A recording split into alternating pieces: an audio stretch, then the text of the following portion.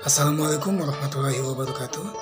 Kembali lagi bersama saya Aji Perdamaian, NIM 2059106. Di video kali ini, saya akan menjelaskan materi tentang bumi dan alam semesta.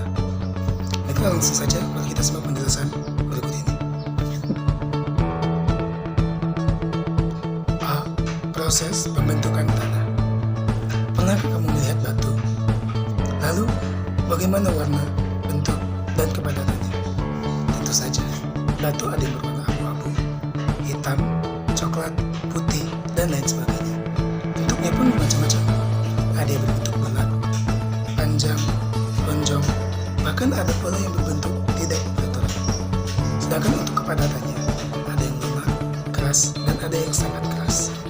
Baiklah, yang pertama kita akan membahas tentang batuan. 1. Batuan. Menurut proses pembentukannya, batuan dapat digolongkan atas 3 golongan, yaitu batuan beku, batuan sedimen, dan batuan metal. Yang pertama yaitu batuan beku. Batuan beku terbentuk dari magma yang membeku. Contohnya, batu granit, batu basal, batu obsidian, dan batu apung. Yang kedua yaitu batu sedimen atau batu endapan. Batu endapan atau batuan sedimen merupakan batuan yang terjadi karena pelapukan dari batuan yang sudah ada. Contohnya, batu konglomerat, batuan belensi, batu pasir, batu serpi, dan yang terakhir adalah batu kapur. Yang ketiga yaitu batuan metamorf atau batuan malian. Batu marmer berasal dari batu kapur yang mengalami perubahan bentuk.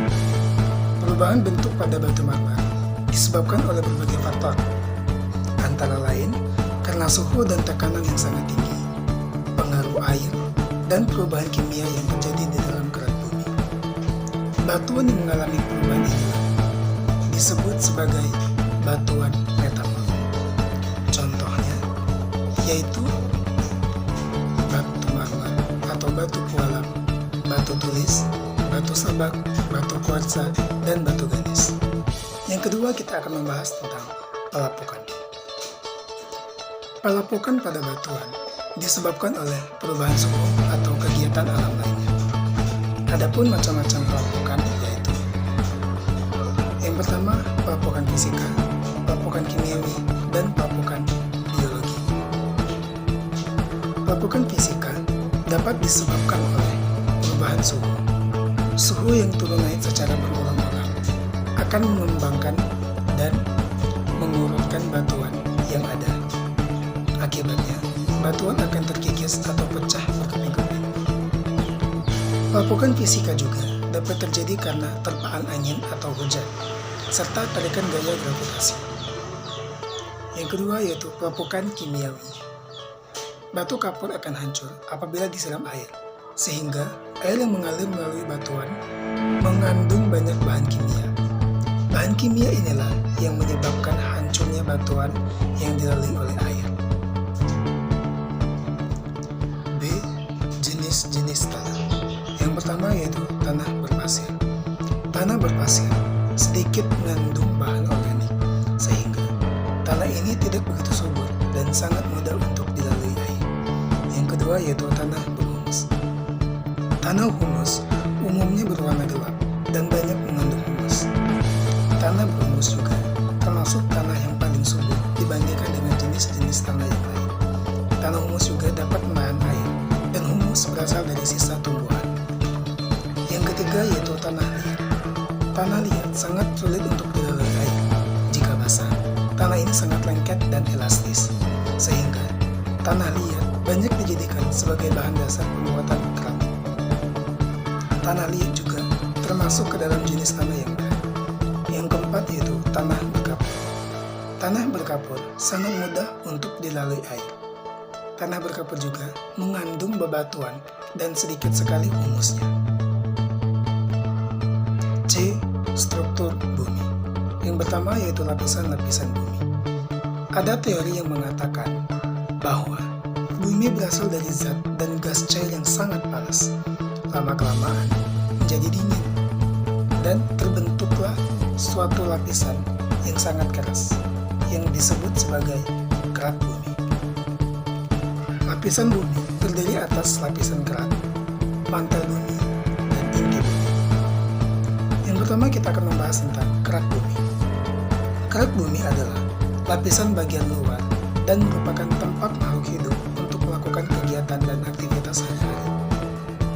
Kedalaman kerak bumi mencapai 15 km sampai dengan 60 km. Lapisan ini terdiri atas tanah dan batuan.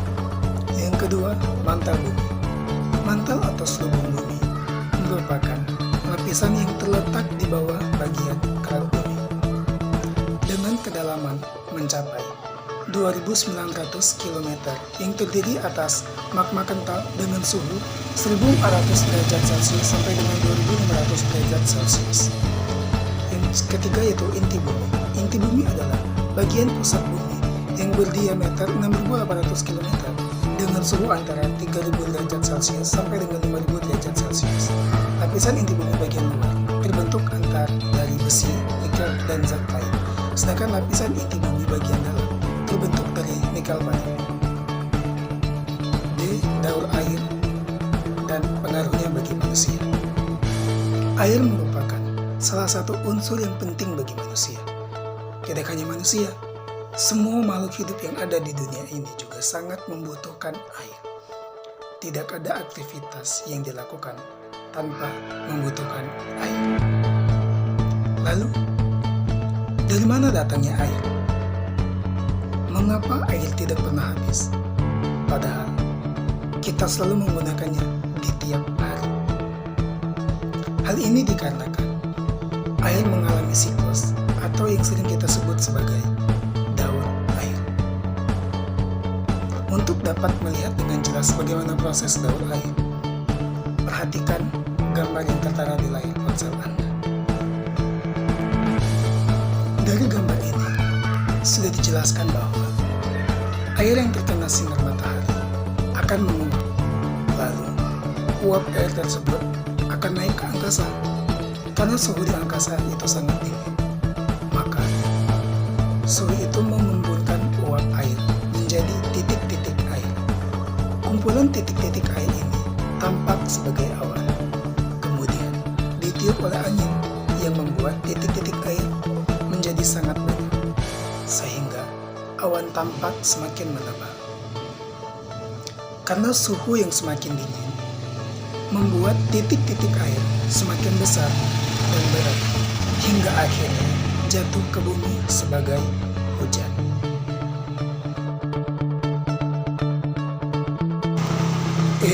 Peristiwa alam yang terjadi di Indonesia.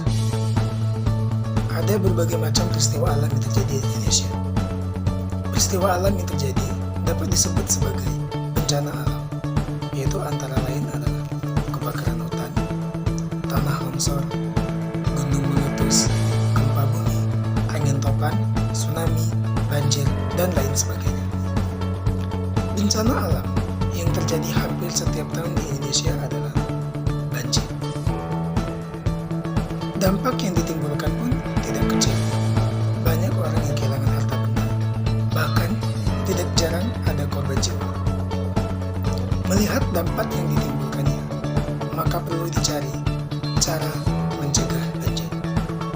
Adapun usaha yang dapat kita lakukan untuk mencegah banjir dan tanah longsor di antaranya adalah yang pertama, yaitu selalu membuang sampah pada tempatnya. Jangan pernah kita membuang sampah di sungai ataupun selokan.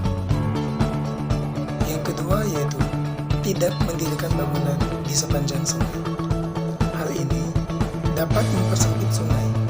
Dan yang ketiga, yaitu melakukan penanaman pohon, khususnya di lereng bukit atau lahan miring lainnya. Dan juga dapat pula kita membuat teras agar tanah tidak longsor diterjang air hujan. F. Kegiatan manusia yang dapat mengubah permukaan bumi. Manusia selalu berusaha untuk memenuhi kebutuhan hidupnya. Salah satu cara untuk memenuhi kebutuhan hidupnya yaitu dengan memanfaatkan kondisi alam dan lingkungan sekitar. Sumber daya alam terbagi menjadi dua, yaitu yang pertama sumber daya alam yang tidak dapat diperbarui. Artinya, yaitu sumber daya alam yang akan habis jika digunakan secara terus-menerus karena tidak ada penggantinya. Contohnya, yaitu minyak bumi, batu bara, dan berbagai jenis logam lainnya. Yang kedua yaitu sumber daya alam yang dapat diperbarui. Artinya, sumber daya alam yang dapat dibudidayakan dan tetap tersedia meskipun dipakai secara terus-menerus. Contohnya, makhluk hidup, tumbuhan, air, udara, dan cahaya sinar matahari. Itulah tadi penjelasan singkat dari saya mengenai materi bumi dan alam semesta. Apabila terdapat kesalahan, saya mohon maaf. Kepada Allah saya mohon ampun. Saya akhiri. Wassalamualaikum warahmatullahi wabarakatuh.